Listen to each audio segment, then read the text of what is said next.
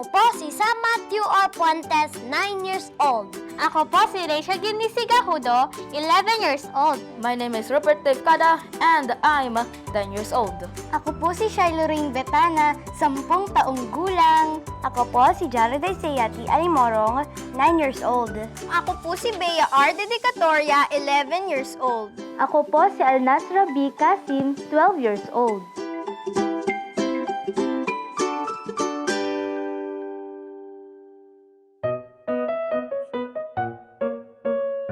Kumusta ka na? I'm fine, Mayor. How about you? I'm fine too. Meron ka bang itatanong sa akin? Mayor Joy, wala na pong COVID at libre na po ba kaming lumabas ng bahay at maglaro ng walang face mask? Meron pa tayong COVID hanggang ngayon. Ngunit dahil si Mama at si Papa at lahat ng mga mas nakakatanda sa'yo ay nakapagbakuna na, ay mababa ang bilang ng mga COVID patients natin. Kaya napagkasunduan ng ating pong pamahalaang panglunsod at pamahalaang nasyonal na maaari nang lumabas ang mga bata. Pero hindi pwedeng wala kang face mask ha? At dapat iwasan mo yung mga mataong lugar o kaya yung mga lugar na masikip. Sana dalhin ka ni nanay sa parks at sa mga alfresco dining areas para maging ligtas ka sa COVID. Bukas na at handang tumanggap ng mga bisita ang mga parke sa lungsod, anuman ang edad. Pero may guidelines na dapat natin sundin para sa inyong kaligtasan. Ang mga parke ay inayos upang masiguro na ligtas ang mga bisita gaya ng pagsunod sa health protocols. Kabilang sa mga parke na na-rehabilitate ay ang Bernardo Park sa Barangay Kamuning, Manresa Park sa Barangay Manresa, People's Park sa Barangay Milagrosa, at Toro Hills Park sa Barangay Bahay Toro. Kailan po muli magbubukas ang mga school para ang mga bata po katulad ko ay magkaroon ng mas palawak na kaalaman at mas maraming karanasan na masaya kasama ang mga kaibigan namin, mga kaklase namin at mga guro. Nalulungkot ka na ba? Namimiss mo na yung mga classmate mo at teacher? Apa. Gusto mo nang bumalik sa school? Aha. Ako rin gusto ko bumalik na kayo sa school. Kaya lang, kami naman sa pamahalaan, gusto namin safe kayong makabalik sa school, ha? Hindi kayo pwedeng bumalik sa school kung tingin namin ay delikado sa buhay ninyo. So, ang ginagawa natin ngayon ay hinahanda natin lahat ng mga school natin para sa face-to-face classes. Bumisita na ako sa ilang mga paaralan, tinignan natin kung may hand washing facilities, kung yung mga classrooms ay malawak at maaliwalas at may mga bintana. Tinignan din natin kung yung mga upuan ay malayo sa isa't isa kasi kailangan may social distancing kayo. At higit sa lahat, tinignan natin kung maayos yung clinic kung sakaling magkaroon ka ng sipon o iba pang mga simptomas. Natutuwa naman ako, Reza, na ibalita sa'yo lahat ng mga school sa Quezon City ay naghahanda na. So hinihintay lang natin na bigyan tayo ng go signal ng DepEd. At pag sinabi ng DepEd, pwede nang pumasok ang mga bata dito sa Quezon City. Ready na tayo, Reza. Excited ka na ba? Yes po. Mayor, marami rin po kasing mga kabataan na nakakaranas ng lungkot at nahihirapan makapag-aral mag-isa. Oo nga, alam mo, meron akong mga batang na-meet, meron silang depression o kaya nagkaroon sila ng stress at anxiety kasi nahirapan sila na mag-adjust sa online classes, no? At pati si nanay nahirapan din na magturo sa kanila sa pamamagitan lang ng gadget. Pero ang ginawa ng city government para dyan ay nag-hire tayo ng mga guidance counselors. One per school ang aking pangarap para kung may mga batang nakakaranas ng depression or lungkot or anxiety or nahihirapan talaga sila na nasa bahay lang sila, ay may dadalaw sa kanilang guidance counselor upang sila ay tulungan at pakinggan para hindi naman sila laging nalulungkot. Actually po, ang ginagamit ko po kapag nag-online class po ay laptop. Hindi na po ako humiram ng tablet para po yung mga wala pong mga gadgets. Yun na lang po yung sa kanila po. Natutuwa ako kasi yung tablet na dapat para sa'yo, binigay mo sa ibang bata dahil meron ka ng sarili mong tablet. That is a very good sign of a good leader, na dapat iniisip mo yung kapwa mo bago ang iyong sarili. At dahil meron ka namang gadget na nabigay mo sa iba. At dito naman sa city natin, alam ko napakahirap para sa mga bata na walang face-to-face. So, nagbigay tayo ng tablet sa lahat ng mga bata na grade 4 and above. Tapos yung mga grade 1 to grade 3, modules naman at saka iba pang learning tools. Pero next year, magkakaroon na rin sila ng tablet. Kasi kahit papano, meron silang kausap, di ba, pag may tablet. At alam ko yung internet, ang hirap-hirap ngayon. So, ang ginawa natin ay nagbigay tayo ng internet connectivity sa bawat bata at naglagay rin po tayo ng access points para libre ang wifi sa ilang mga bahagi ng ating lungsod. Alam mo, Bea, dito sa Quezon City, kaya kayo nagkaroon ng tablet ay dahil sa mga buwis na binabayad ng ating mga mamamayan. Ako ay naniniwalang ang lahat ng pondo ng lungsod dapat ibalik natin sa taong bayan, na ibalik natin ang buwis ng bayan sa inyo sa pamamagitan ng gadgets na ginagamit ng mga bata. Dito sa Quezon City, isinusulong natin ang inclusive education. Ang ating paninindigan, dapat hindi maging hadlang ang kapansanan sa pagtanggap ng dekalidad na edukasyon. Pinapalawig natin ang mga programa para sa children with disabilities gaya ng blind at deaf learners. Nagpapamahagi tayo ng braille embossers sa visually impaired learners habang isinasailalim naman natin sa Filipino Sign Language training ang mga guro at deaf learners. Libreng assessment at therapy naman ang hatid natin para sa mga mag-aaral na may special needs. Sa gitna ng pandemya, nananatiling regular ang kanilang therapy sa pamamagitan ng telecoaching. What's your favorite subject? Ang favorite ko pong subject ay science dahil gusto ko matuto about sa planets at ang universe. At gusto ko maging scientist. At wish ko po ang mga bata ay maging masaya at matuto kagaya ko. Alam mo, Sam, pareho tayo ng dream. Wish ko rin lahat ng mga bata katulad mo. Meron silang pangarap, meron silang ambisyon, at meron silang gustong marating sa buhay. Kaya dito sa Quezon City, marami talaga tayong project at program para sa mga katulad mong bata na may mga pangarap. Halimbawa, alam mo, maglo-launch na tayo ng isang scholarship program na mahigit 20,000 ang makikinabang dito. Dati kasi kailangan nasa top 10 ka para maging scholar ka ng lungsod. Pero ngayon, naiintindihan ko na maraming mga bata wala naman sa top 10 pero interesado mag-aral at may magandang ambisyon. Sila ay dapat bigyan din ng scholarship kasi alam mo, Sam, ang edukasyon, yan ay karapatan ng bawat bata at dapat hindi yan ipinagkakait kahit kanino. Lahat ng bata dapat makapag-aral. Kaya dito, Sam, huwag kang mag-alala ha. Alaga ka ng Quezon City para yung pangarap mo na maging scientist ay matupad mo. At sana pag scientist ka na, huwag mo kaming kakalimutan. Opo. Mayor, may programa po ba kayo sa mga batang Muslim tulad ko po?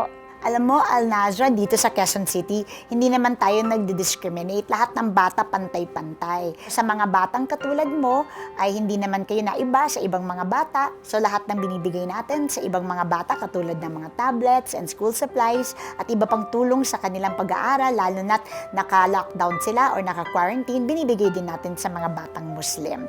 Pero ngayon, mas special pa nga kayo dahil meron kayong special classes na tinatawag nating madrasa.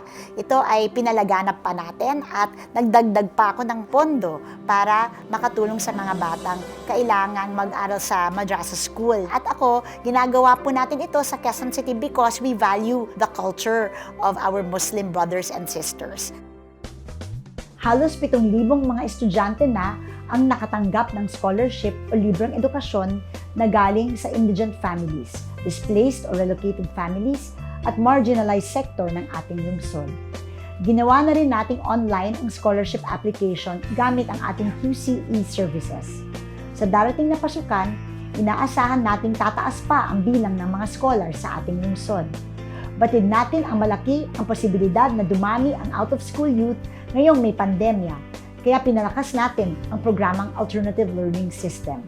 Halimbawa, nakipag-partner tayo sa Development Academy of the Philippines para sa paglulunsad ng Project Embrace. Layunin nitong bigyan ng oportunidad ang mga OSY na makabalik sa pag-aaral at kalaunan ay makapagtrabaho. Napakahalaga rin sa atin na mabigyan ang lahat ng edukasyon na angkop sa kanilang kultural na konteksto. Ito ang dahilan kaya inilunsad at patuloy nating isinusulong ang Madrasa Education Program sa 19 na pampublikong paaralan sa lungsod. Sa ilalim nito, natuturuan ang Muslim learners ng Arabic language at Islamic values education. Ngayong taon, puspusan din ang ating mga programa para mapaunlad ang kakayahan ng ating kabataan sa pagbabasa. Sa tulong ng teknolohiya, inilapit natin sa kabataan ang mga programa at serbisyo ng public library na naglalayong isulong ang pagpapahalaga at pagmamahal sa pagbabasa. Paano po napangangalagaan ng pamahalaan ang mga kabataang nagkakasakit? Malapit sa akin ang mga bata at mahalaga sa akin yung kapakanan ng mga bata. Kaya nung nabalitaan ko na may mga pangilan-ngilan na mga bata na nagkakaroon din ng COVID, nahahawa sa kanilang mga kamag-anak na mas nakakatanda na lumalabas ng bahay, ay agad-agad tayong nagpagawa ng mga isolation facilities na para sa mga bata din. No? Kaya meron tayong isolation facilities na pampamilya para pag si nanay, si tatay nagkasakit at yung mga anak nagkasakit din, pwede silang magsama sa isang family room sa loob ng ating Hope quarantine facilities. At lahat ng serbisyo na binibigay natin kay nanay, kay tatay, binibigay din natin sa mga bata. We provide books and games so that the children can also enjoy themselves even while they are recovering from COVID para hindi sila matroma. Kasi alam mo, minsan, di ba, pag may sakit yung bata, natotroma na siya. Lalong-lalo na pag nakakulong sa isang kwarto, kahit nandyan yung pamilya niya. Kaya gusto namin enjoy yung mga bata kahit na nagpapagaling sila. Nabakunahan ka na ba? Opo, Kumusta naman ang karanasan mo? okay naman po. Pero hindi ka naman nilagnat. Hindi naman po. So anong mensahe mo sa mga batang katulad mo na 12 to 17 years old na hindi pa nababakunahan? Dapat po magpabakuna na po sila kasi po hindi naman po masakit. Tsaka kailangan po ito para po dagdag protection po laban sa COVID. I'm very happy that you got yourself vaccinated at sana maging magandang halimbawa ka sa kapwa-kabataan mo na ngayon ay natatakot pa rin magpabakuna dahil sa pamamagitan lang ng pagbabakuna, magiging ligtas ang ating lungsod. So maraming salamat, Al-Nazra, sa iyong pagpabakuna. What about the parents or children who send false information about the vaccines, especially the children, because they can believe into anything? Yes, you know, Rupert, false information or fake news, that is also a very big issue now, especially with regards to vaccination. Noong mga unang mga araw ng pagbabakuna, maraming ayaw magpabakuna, Rupert, kasi maraming chismis na kumalat na kapag nagpabakuna ka, magiging zombie ka. Kaya tayo sa pamahalaan, we had to really undertake a vast information and education campaign sa pamamagitan ng mga video sa ating Facebook page, sa pamamagitan ng mga lectures and seminars and webinars para magbigay ng tama at tumpak na impormasyon sa ating mga mamamayan. No? So it was very, very difficult for us to combat fake news. But at the end of the day, by giving the correct information, we were able to convince our people to have themselves vaccinated. At yan yung dahilan, Rupert, kung bakit ngayon ang baba-baba na ng bilang ng mga COVID-positive patients na naandito ngayon sa ating lungsod. Katulad mo, galit ako sa fake news kasi ang fake news ay parang pagsisinungaling na rin yan at galit tayo sa mga sinungaling, Rupert.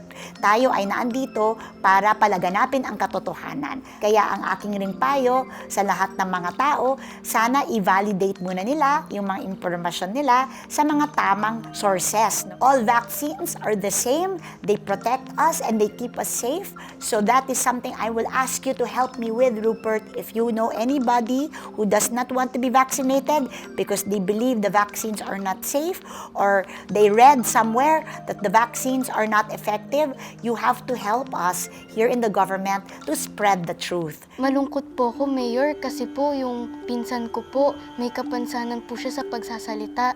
Samantalang po ako, nagagawa ko po lahat ng gusto ko. Katulad po ng nakakasayaw ako, nakakapag-aral, at nakakagalaw po ko ng maayos. Sana po, Mayor, matulungan po natin yung mga batang katulad po nila, yung mga may kapansanan po. Alam mo, Shiloh, dito sa Quezon City, lahat ng bata mahalaga. Lahat ng bata dapat inaalagaan at kinakalinga at minamahal. Kaya tayo dito ay nakapagpatayo tayo ng isang center na tinatawag nating Kabahagi Center for Children with Disabilities. Ito talaga ay para sa mga batang may kapansanan. Alam naman natin na napakamahal para sa isang batang may kapansanan na pumunta sa mga espesyalista sa mga private hospitals, at naawa rin ako sa mga magulang kasi marami sa kanila hindi naman nila kaya yon. Pero dito sa ating center, lahat ng serbisyo katulad ng occupational therapy, speech therapy, physical therapy, pati yung mga diagnostic tests na binibigay natin sa mga bata para malaman kung ano ba ang kanilang mga kapansanan ay nabibigay natin ng libre. Tapos, tina-train pa natin yung mga parents nila para yung mga magulang alam din kung paano ba maging mabuting guro sa ating mga batang may kapansanan pagdating naman sa bahay. So, itong programa natin sa Kabahagi, holistic siya. At lahat din ng mga interventions, halimbawa nakita natin na yung bata kailangan pa ng karagdagang suporta, binibigay natin ito. Pagkasilang pa lang, tumutulong na tayo sa mga sanggol na kulang sa buwan o malnourished sa pamamagitan ng Quezon City Human Milk Bank. Ang Milk Bank ang nagsasagawa ng screening ng donors, nagpapasteurize ng gatas at nagbibigay mismo sa mga beneficiaries. Taon-taon, umaabot sa higit 1,000 na sanggol ang nakikinabang dito. Para naman, hindi na problema ang pagkuha ng birth certificate na kailangan natin para makapag-enroll, makakuha ng trabaho, at iba pa, inilunsad natin ang birth registration online at Operation Birthright. Sa tulong ng Operation Birthright, isinasaayos natin ang dokumentasyon ng Quezon City-born residents edad 17 pababa at para matanggap nila ang kanilang birth certificate. Ang pag-a-apply para sa birth certificate ay gagawin na rin nating online gamit ang QCE services. Binibigyan rin natin ng karagdagang atensyon ang ating pregnant adolescents o mga batang ina edad 10 hanggang 19 na taon. Ang ating layunin ay gabayan sila at bigyan ng sapat na kaalaman tungo sa ligtas na panganganak. Kapansin-pansin ang patuloy na pagbaba ng kaso ng adolescent pregnancy sa ating lungsod sa nakalipas na 3 taon. Ngayong 2021, may naitala tayong 3,032 na kabataang buntis. Masaya nating ibinabalita na lahat sila ay nakakumpleto ng hanggang 4 na prenatal check-up sa ating health centers. Alam niyo po ba, Mayor, may mga kalaro po ako na nahihirapan po ngayon kasi nawalan po ng trabaho ang kanilang mga magulang. Si tatay ko rin po, nawalan po ng trabaho dahil po sa mga lockdown. Kaya dito sa Quezon City, marami tayong mga programa para sa mga magulang na nawalan ng trabaho o kailangan magsimula muli, no, para itaguyod ang pamilya. So meron tayo dito, Jared, na programa, Pakisabi Kay Nanay, na tinatawag natin Pangkabuhayang Quezon City, kung saan pwede siya mag-apply para sa isang grant na nangangahalaga ng 20,000 pesos para makapagsimula muli siya ng isang munting negosyo. May mga nanay dyan na solo parent, wala silang katubang sa buhay, siguro na biyuda na sila. Meron din tayong mga programa para sa kanila, katulad ng libreng sari-sari store, no? At para naman sa mga tatay na ayaw na mamasahe, kasi minsan mahal mag-public transportation, binibigyan natin sila ng mga bisikleta at iba pang tulong pangkabuhayan.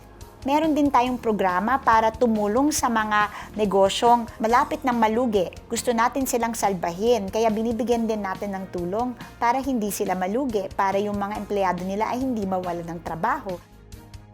Bukod sa financial assistance, isa rin sa ating mga naging hakbang ang pagpapalawak ng programang urban farming kung saan tinuruan natin ang maraming pamilya, kasama na ang daycare families, na magtanim o magpalago ng crops na pwede nilang pagkunan ng pagkain o ibenta sa palengke. Sa ganitong paraan, siguradong may kakainin sila, libre na, masustansya pa. At ang maganda pa, ang sobra, pwede nilang pagkakakitaan. May napanood po ako, Mayor. Nag-viral po yung mga video na nagrarambol po ng mga bata. Ano pong gagawin natin sa kanila? Alam mo, Bea, yung malungkot talaga para sa akin, hindi lahat ng bata ay napapaloob sa isang mapagmahal na pamilya. Katulad mo, ang swerte mo, mahal ka ni mami, mahal ka ni daddy, Opo. at maayos ang pagpapalaki sa'yo. Pero marami tayong mga kabataan dito na hindi ganyang kaswerte. Alam mo, sila yung napapabayaan, sila ay natutulog sa kalsada, at minsan ay nalalagay sila sa alanganin, napapaaway sila, o kaya nakakagawa sila ng mali. Itong mga batang ito ay gusto natin bigyan ng pagkakataon sa buhay. So, dinadala natin dito sa Molavi Youth Home. At doon, binibigyan natin sila ng edukasyon, tinuturuan natin sila ng mga makadiyos na mga values para magbagong buhay sila habang bata pa sila. At lahat ng mga pagkakataon na hindi na ibibigay sa kanila, kung wala sila sa facility, binibigay natin sa kanila. So, huwag kang mag-alala, Bea. Dito sa Quezon City, tayo ay isang makabatang lungsod. Minsan po, Mayor, sa aking paglalakad sa daan nung wala pa pong COVID-19, nakikita ko po yung mga bata, natutulog po sila sa tabi ng daan. Maaari po ba nating tulungan sila?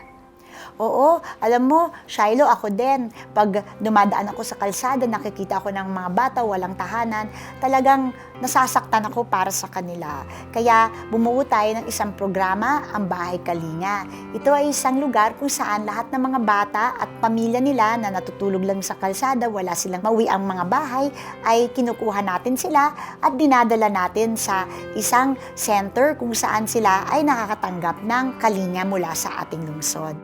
So kapag grabe na yung pananakit sa isang bata, ay meron din tayong isang bahay na tinatawag natin Bahay Kanlungan, kung saan itong mga batang ito ay dinadala natin at binibigyan din natin ng karampatang serbisyo para hindi na sila muli magiging biktima ng karahasan.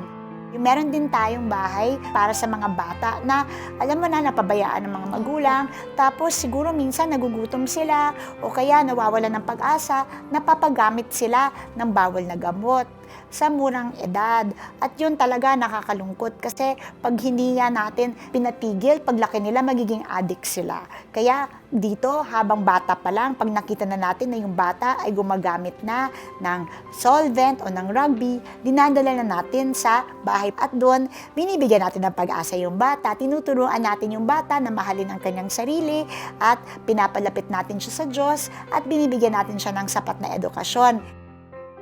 Ayon sa mga eksperto, lalo pang pinalala ng COVID-19 ang mga panganib na mapabayaan at maabuso ang kabataan. Sa Quezon City, nasa 941 na menor de edad ang sumailalim sa ating counseling, home visitations at iba pang intervention. Samantala, umabot naman sa 691 na kabataan ang ating nasagip mula sa pisikal na pang-aabuso, neglect at maging child trafficking. Patid natin na matutugunan ang mga pagsubok na kinakaharap ng kabataan kung sila at ang kanilang pamilya ay merong maayos na tirahan o bahay na maituturing na kanila. Ito ang dahilan ng patuloy nating pagsusulong ng programang pabahay at palupa sa ating lungsod. Sa nakaraang taon, tinatayang aabot sa halos 5,500 na pamilya ang nakinabang sa ating mga programa sa pabahay.